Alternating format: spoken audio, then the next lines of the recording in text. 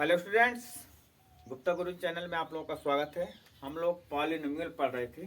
पिछले वीडियो में पॉलिनोमियल में कक्षा 9th का जो है एक्सरसाइज 2.1 के कुछ क्वेश्चनों को हम लोगों ने पढ़ा था। तो आज उस एक्सरसाइज के जो भी प्रश्न और बचे हैं उनको आज इस वीडियो में हम लोग पढ़ेंगे। वीडियो को स्किप नहीं करना है, वीडियो लास्ट तक देखना है ताकि सारे प्रश्न जो हैं आसानी से समझ में आ जाएं। तो चलिए स्टार्ट करते हैं। क्वेश्चन नंबर 4 है, प्रश्नावली जो है 2.1 का क्वेश्चन नंबर 4 है। निम्न बहुपदों में से प्रत्येक बहुपद की घात लिखिए। मतलब जो पॉलिनोमियल होती है उसकी डिग्री है, इस क्वेश्चन में बताना है। ये सारे पॉलिनोमियल लिखे हुए हैं तो इसकी डिग्री क्या होगी। तो चलिए शुरू करते हैं। तो घात के लिए क्या करना है, जो पॉलिनोमियल लिखा गया है उसमें हमें देखना है कि वेरिएबल क्वांटिटी की सबसे बड़ी घात क्या है। जैसे यहाँ पर वेरिएबल क्वांटिटी x ही लिखा हुआ है, यहाँ से यहाँ तक सारा x ही है। तो वेरिएबल क्वांटिटी x है, यहाँ x की घात 3 है, यहाँ पर x की घात 2 है, यहाँ पर x की घात 1 है। तो सबसे बड़ी घात 3 दिख रही है, इसलिए इस पार्ट का यानी 5x³ + 4x² + 7x की घात क्या होगी, 3। ये क्वेश्चन हो गया। दूसरा है 4 - y²। यहाँ पर वेरिएबल क्वांटिटी y है और उसकी घात 2 है, इसलिए इस पॉलिनोमियल की घात क्या होगी, 2। यहाँ पर जो है वेरिएबल क्वांटिटी के रूप में t इस्तेमाल किया गया है और t की घात 1। घात 1 हम पिछले वीडियो में बताए थे, चर्चा किए थे कि जब घात 1 होती तो लिखा नहीं जाता है। पढ़ने के लिए जब जरूरत पड़ती तो पढ़ा जाता है, लेकिन लिखा नहीं जाता है। तो t की घात 1 है, तो यहाँ पर जो है वेरिएबल क्वांटिटी की घात 1 अधिकतम है, इसलिए 5t - √7 की घात हो जाएगी 1। यहाँ पर हम चर्चा यही कर रहे थे, जैसे यहाँ पर 7 है, 7 नॉन वेरिएबल क्वांटिटी है, उसकी घात अंडर रूट में है, लेकिन ये फिर भी पॉलिनोमियल है क्योंकि वेरिएबल क्वांटिटी की जो घात है पॉजिटिव इंटीजर है। यहाँ पर देखिए, यहाँ पर वेरिएबल क्वांटिटी दिख नहीं रही है। जनरली जो हम इस्तेमाल करते हैं x अक्षर, तो यहाँ पर x की घात 0 रही होगी। जैसे 3 x की घात 0, x की घात 0 की वैल्यू 1 होती है।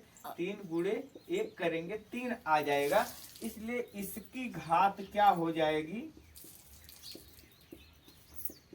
0। इस तरह से ये क्वेश्चन पूरा हुआ। अब हम लोग बढ़ते हैं अगले क्वेश्चन नंबर 5 की तरफ। वीडियो पर आप लोग बने रहेंगे। अब हम क्वेश्चन नंबर 5 चलते बताएंगे। क्वेश्चन नंबर 5 है, बताइए कि निम्नलिखित बहुपदों में कौन कौन बहुपद रैखिक है, कौन कौन द्विघाती है और कौन कौन त्रिघाती है। तो यहाँ पर हम जब पॉलिनोमियल चैप्टर शुरुआत किए थे तो उसी दिन हम बताए थे बहुपद का जो टाइप बताया जाता है 2 तरह से। एक तो उसके पद के आधार पर टर्म के अनुसार जो है, और दूसरा उसकी जो है डिग्री यानी घात के आधार पर बताते हैं। तो यहाँ जो क्वेश्चन पूछा गया इसमें टर्म के आधार पर पूछ रहा है, सॉरी टर्म के आधार पर नहीं पूछ रहा है, डिग्री यानी घात के आधार पर पूछ रहा है कि कौन किस टाइप का जो है पॉलिनोमियल है। तो अगर टर्म की बात होती तो जैसे इसमें 2 टर्म है, इसमें 2 टर्म है, यानी जब प्लस या माइनस लग जाता तब टर्म अलग हो जाते हैं। अगर मल्टीप्लाई हो या डिवाइड हो तो टर्म अलग नहीं होते हैं। जैसे 3 और t के बीच में मल्टीप्लाई है तो इसलिए दोनों अलग अलग 2 टर्म नहीं, एक ही टर्म है।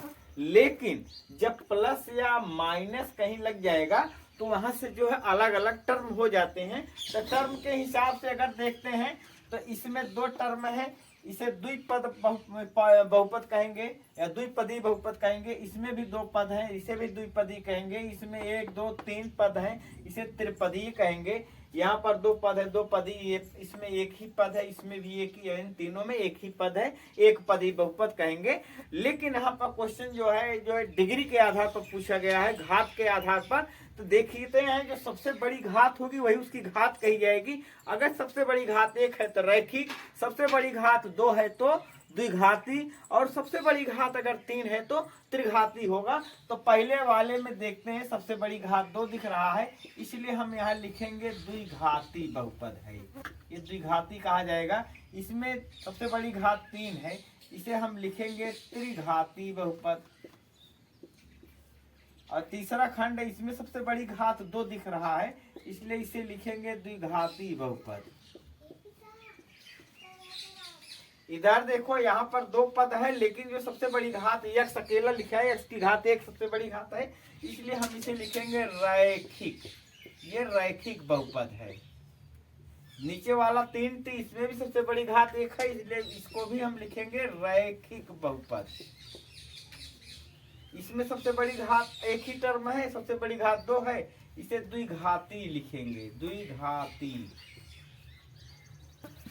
इसमें एक ही टर्म है, लेकिन सबसे बड़ी घात 3 है, इसलिए इसे हम लिखेंगे त्रिघाती बहुपद। इस तरह से ये प्रश्न पूरा हुआ और आज ये प्रश्नावली 2.1 भी पूरी हुई। अब हम अगले वीडियो में प्रश्नावली 2.2 के साथ मिलेंगे। वीडियो को ज़्यादा से ज़्यादा लाइक करें, शेयर करें और अगर चैनल पर नए हैं तो सब्सक्राइब जरूर करें। धन्यवाद।